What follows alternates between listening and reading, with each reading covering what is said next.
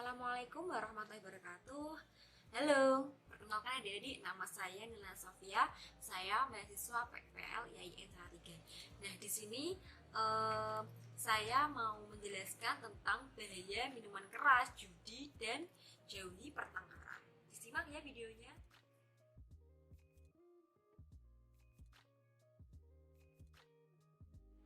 Baik, pertama saya akan menjelaskan pengertian minuman keras. Minuman keras atau khamr adalah minuman yang memabukkan atau minuman keras, disebut miras. Nah, orang yang mengkonsumsi khamr dapat menyebabkan akalnya tertutup sehingga dia dapat lupa ingatan atau bisa disebut mabuk. Di sini kalian pernah melihat orang mabuk? Biasanya kan kalau orang mabuk itu kayak ngefly atau lupa apa yang sudah dia lakukan, seperti itu. Selanjutnya Rasulullah SAW menetapkan homer atau miras tidak semata-mata dari bahan untuk membuat homer atau miras, tetapi lebih dari pengaruh yang ditimbulkan, yaitu memabukkan. Homer hukumnya adalah haram. Jadi menurut agama Islam, homer itu merupakan minuman yang haram. Karena apa? Karena di samping memabukkan, dia juga dapat merusak pikiran, seperti itu.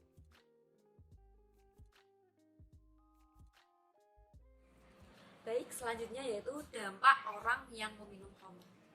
Dampak orang yang meminum khamr itu yang pertama, mengkonsumsi minuman beralkohol dapat membuat seseorang menjadi mabuk, lupa ingatan, lupa apa yang sudah dia lakukan, seperti itu. Selanjutnya yaitu berat badan menjadi naik karena minuman beralkohol memiliki kadar kalori dan gula yang tinggi. Jadi selain membuat mabuk, juga membuat badan menjadi tambah gemuk karena di dalam minuman beralkohol itu ada banyak kandungan gula dan kalori yang sangat tinggi.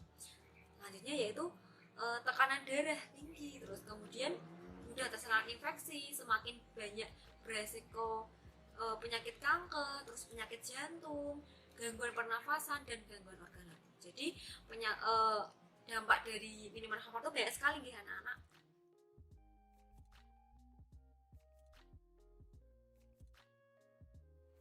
Selanjutnya yaitu cara menghindari minuman keras. Nah, bagaimana cara kita agar menghindari minuman keras? Yaitu yang pertama, mendekatkan diri kepada Allah Subhanahu wa taala dan selalu ingat terhadap tujuan hidup kita. Jadi setiap hari kita harus sholat, ngaji, terus beribadah, berzikir, agar kita selalu ingat kepada Allah, agar kita tidak terjerumus ke dalam lubang setan. Kemudian yang kedua, menjaga diri kita dari hal-hal yang sekiranya merusak dan tidak berguna bagi kita sendiri dan orang lain. Jadi kita harus selalu membentengi diri kita dari hal-hal yang buruk, seperti itu. Artinya dapat membedakan mana yang boleh dan dilakukan, mana yang tidak boleh dilakukan. Jadi kan semakin besar, semakin kita dewasa, kita tahu mana yang baik dan mana yang buruk, seperti itu. Selanjutnya yaitu menanamkan sifat yang baik dan memberi contoh yang baik kepada diri kita sendiri dan anggota keluarga agar tidak terjerumus pada minuman keras dan pergaulan yang tidak wajar.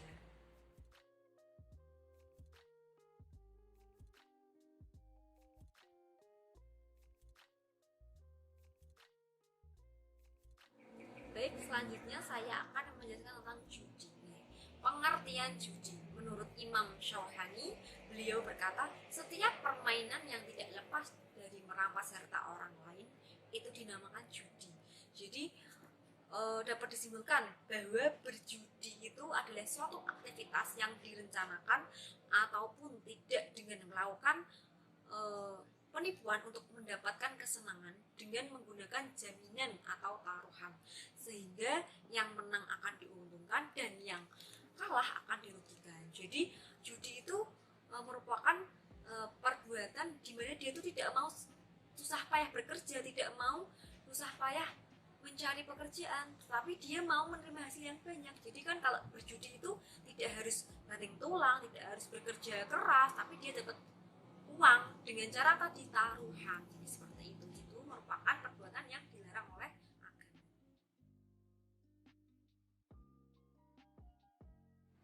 Nah, anak-anak sekalian, dampak negatif dari berjudi itu banyak sekali anak-anak. Itu yang pertama, judi merupakan perbuatan setan yang dapat merugikan pribadi dan orang lain. Selain merugikan diri sendiri, judi dapat merugikan orang lain juga, keluarga. Misalnya kan kalau seorang kepala keluarga dia suka berjudi, kalau dia kalah terus, jadi yang kena dampak siapa? Anaknya, istrinya, seperti itu. Lanjut, kemudian merugikan ekonomi dan dapat menimbulkan permusuhan dan dengki. Nah, judi juga dapat merugikan ekonominya. Jadi selain nanti berpengaruh pada ekonomi, misalnya kan kalau berjudi tidak menang terus, tidak kalah terus, tapi kadang kan dia juga kalah. Kalau kalah nanti lama kelamaan harta yang dia miliki akan habis untuk taruhan berjudi. Yaitu menjadi malas beribadah dan suka melakukan maksiat. Jadi orang yang berjudi itu akan menghalalkan segala cara agar dia dapat, gimana caranya dia bisa menang, dengan cara dia mencuri, nanti dia dapat bisa taruhan dan dia dapat menang dan dapat untung dari judi tersebut. Nah, seperti itu. Kemudian dapat menimbulkan kesedihan dan penyesalan di kemudian hari. Nanti kalau dia suka berjudi, dia nanti akan menyesal, dan di kemudian hari, oh kenapa kok nggak kemarin-kemarin saya kok harus menghindari judi, sekarang baru merasakan bahwa judi itu dapat memengaruhi pribadi dan orang lain, seperti itu.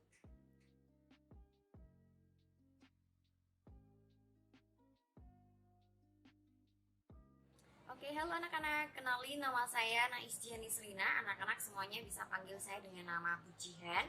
Di sini saya juga temannya dari Bu Sofi, mahasiswa PPL dari IAIN Salatiga. Nah, di sini Bu Jihan mau melanjutkan penjelasan dari Bu Sofi tentang perjudian. Nah, tadi udah dijelasin nih sama Bu Sofi tentang dampaknya gimana sama kita ketika kita bisa terjerumus ke dalam yang namanya perjudian.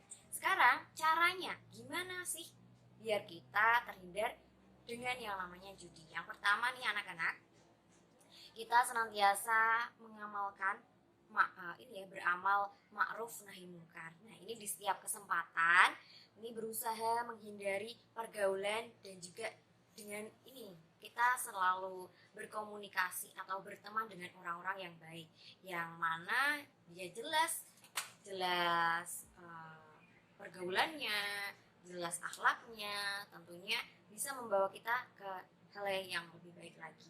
Yang kedua, ini senantiasa berusaha mencari rezeki yang halal dan juga qanaah akan pemberian Allah Subhanahu wa taala. Intinya selalu bersyukur.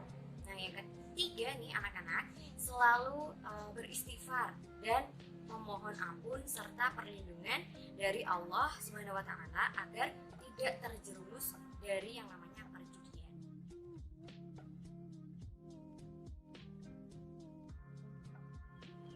Nah, tadi caranya udah. Sekarang kita masuk ke hikmahnya.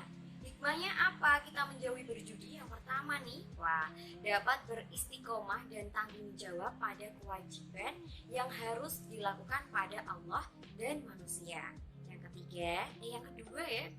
kedua ini adalah perekonomian keluarga akan menjadi stabil dengan usaha yang halal. Yang ketiga, melatih diri untuk sabar dan tenang dalam menghadapi semua cobaan. Yang keempat anak-anak, ada selalu berzikir dan beribadah kepada Allah dan menjadi keluarga yang harmonis.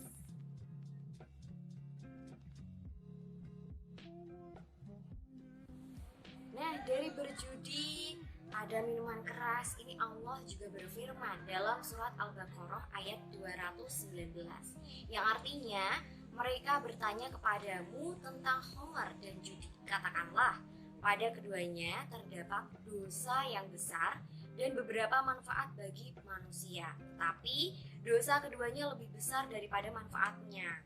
Dan mereka bertanya kepadamu, apa yang mereka nafkahkan? Katakanlah, yang lebih dari keperluan. Demikianlah Allah menerangkan ayat-ayatnya kepadamu supaya kamu berpikir. Jadi di samping ada dampaknya yang buruk pada kita, ini juga menjauhi khamar dan juga judi ini bisa melindungi diri kita sendiri.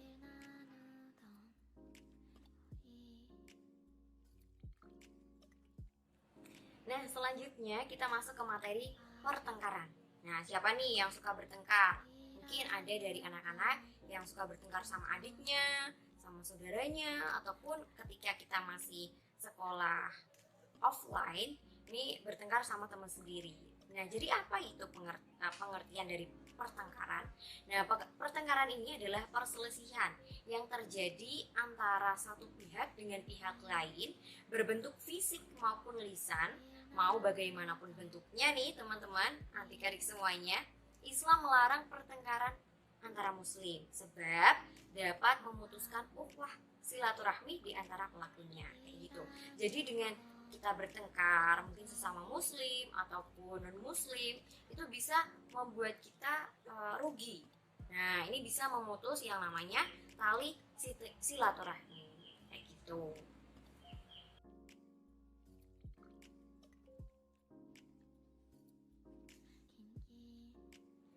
Oke, yang selanjutnya faktor penyebab terjadinya pertengkaran apa aja nih biasanya? Yuk, adik-adik di rumah, anak-anak di rumah pasti tahu ya, mungkin ada beberapa masalah atau ada pendapat yang kurang pas kayak gitu. Yang pertama ini bisa dari faktor internal anak-anak.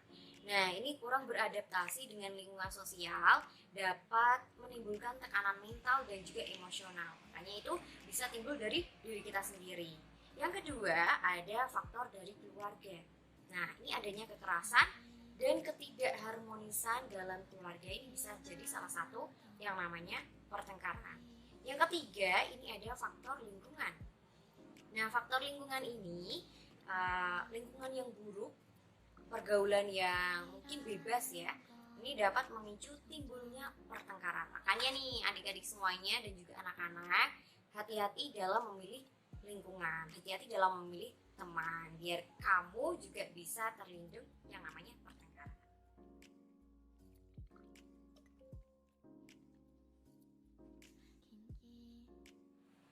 Oke, selanjutnya ini caranya gimana sih guru biar bisa menghindari yang namanya pertengkaran. Nah, mungkin anak-anak di rumah juga udah tahu ya caranya gimana. Tapi ini Bujian jelasin dulu, ada beberapa, yaitu cara yang pertama, tidak membicarakan dan mengurusi masalah orang lain. Kalau bukan urusan kita, mending gak usah ikut campur deh ya. Nah, yang kedua, menjauhi perselisihan. Caranya adalah menghormati dan membiarkan perbedaan yang ada. Jadi kalau misalkan ada yang namanya perselisihan ataupun ada pendapat yang mungkin tidak pas sama kita, kita harus saling toleransi. Yang ketiga, ini menerapkan sikap sabar, husnudon, dan juga menjadi pribadi yang pemaaf. Yang keempat, apabila nih kita terjebak dalam pertengkaran, maka sudahi dengan jalan mengalah. Nah, sebab sia-sia nih bila kita nih dilanjutkan, marahnya dilanjutkan dan hanya menjerumuskan ke dalam hal dosa.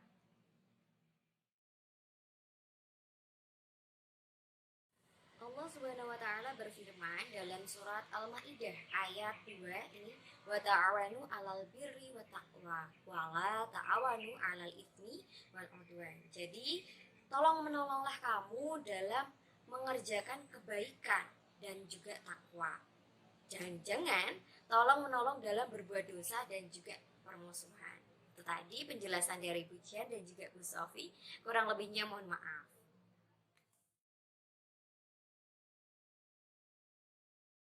Sampai jumpa di video selanjutnya. Wassalamualaikum warahmatullahi wabarakatuh.